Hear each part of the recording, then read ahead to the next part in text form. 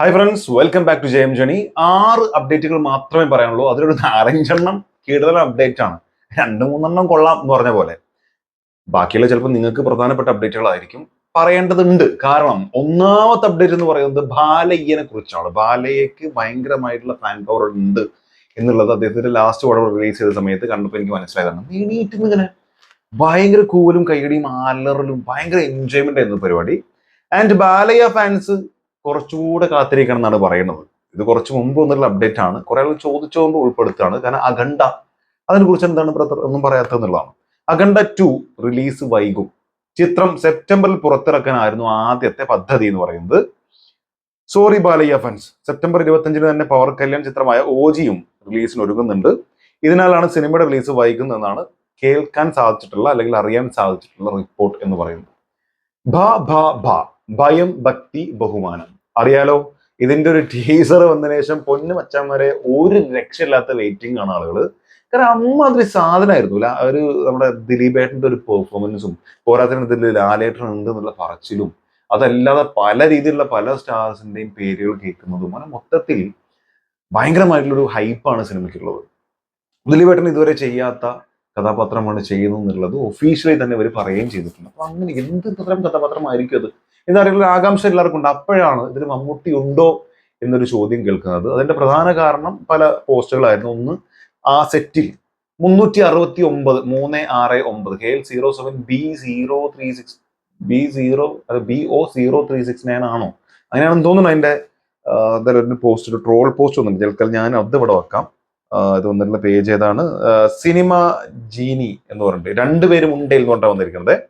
ബബ്ബ shooting ലൊക്കേഷന് പുറത്ത് 2 caravan, 369 ആ നീല കളറുള്ള വണ്ടി, ഇപ്പുറത്ത് 2255.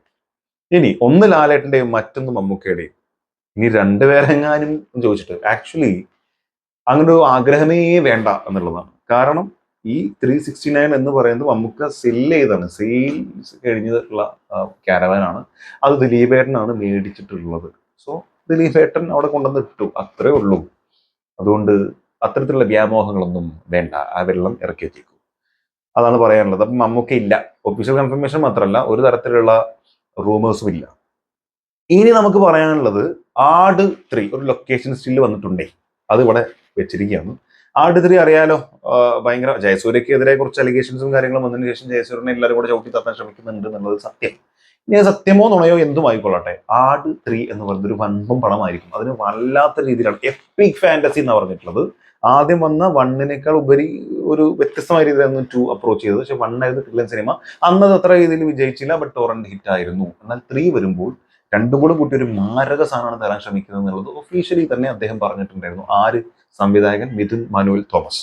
സോ ഇത് മിഥുന്റെ ഒരു പോസ്റ്റാണ്. അപ്പത്തിരിക്കുന്നത് ആരാന്ന് മനസ്സിലാവണല്ലോ. ഏതോ ഒരാൾ കണ്ടാൽ ജയറാമേറ്റിനെ പോലെയൊക്കെ തോന്നുന്നുണ്ട്. അതെനിക്ക് മാത്രം തോന്നണമായിരിക്കാം. മേ ബി അത് ജയസൂര്യ വേറെ ആളൊക്കെ ആയിരിക്കും. എന്താ ലൊക്കേഷൻ സ്റ്റിൽ ഇതാണ്. ഡേ 15 എന്ന് പറഞ്ഞിട്ടാണ് വന്നിരിക്കുന്നത്. നെക്സ്റ്റ് നമുക്ക് പറയാനുള്ളത് ധനുഷിന്റെ ഇനി വരാനുള്ള സിനിമ. ഒരു പോസ്റ്റർ വന്നിട്ടുണ്ട്. First single the celebration begins 27th July 27 ഇതിന്റെ ഫസ്റ്റ് സിംഗിൾ വരുന്നു അല്ലേ? ഫസ്റ്റ് സിംഗിൾ തന്നെയല്ലേ വരുന്നത്? GV Prakash musical. ഓക്കെ, അപ്പോ അതാണ് ഒരു സംഭവം. പോസ്റ്റ് ഒക്കെ നല്ല രസമുണ്ട് കേട്ടോ. ബാക്ക്ഗ്രൗണ്ടിൽ ഒരു ചക്രം എന്ന് പറഞ്ഞാൽ അറിയാലോ, യന്ത്രോഞ്ഞാലാണ്. മറ്റൊരു തോണി, അത് ആകാശത്തോണി. ഓക്കെ, യന്ത്രോഞ്ഞാല്. എന്നിട്ട് പുള്ളിക്കാരൻ കണ്ണട വെച്ച് നോക്കുന്ന അവസാനം കുറേ കുട്ടികളും. വേറെ അറിയുന്ന മുഖം ഇതിലുണ്ടോ? ഇല്ല.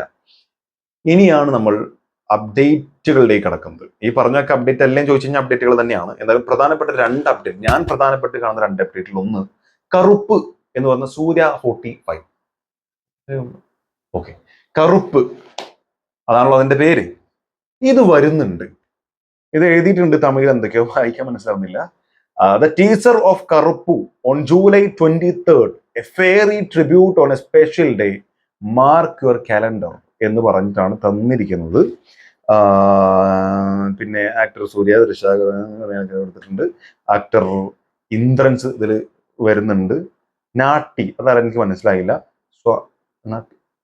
സ്വാസിക, ശിവദ ഒഫീഷ്യൽ, സുപ്രീത് റെഡ്ഡി, സന ഗരവിധര, ഇവരൊക്കെ ഇതിൽ ആക്ടേഴ്സ് ആണ് കേട്ടോ, അതുകൊണ്ട് ഇവരൊക്കെ അവർ മെൻഷൻ ചെയ്തിട്ടുണ്ട്, അതുകൊണ്ട് വായിച്ചേ ഉള്ളൂ.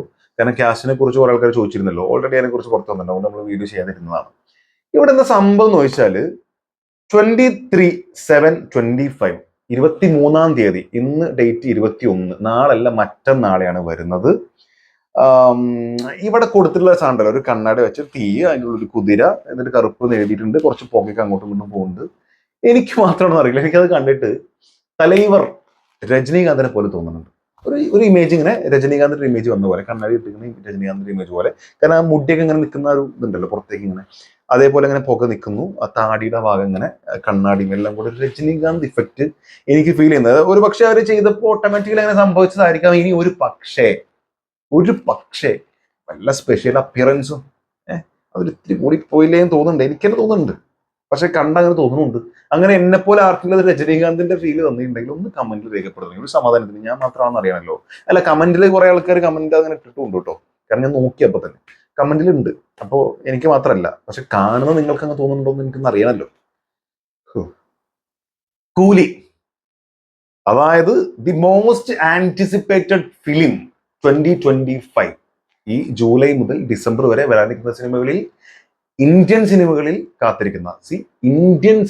കാത്തിരിക്കുന്ന മോസ്റ്റ് ആന്റിസിപ്പേറ്റഡ് നമ്പർ 1 ഫിലിം എന്ന് പറയുന്നത് കൂലിയാണ്.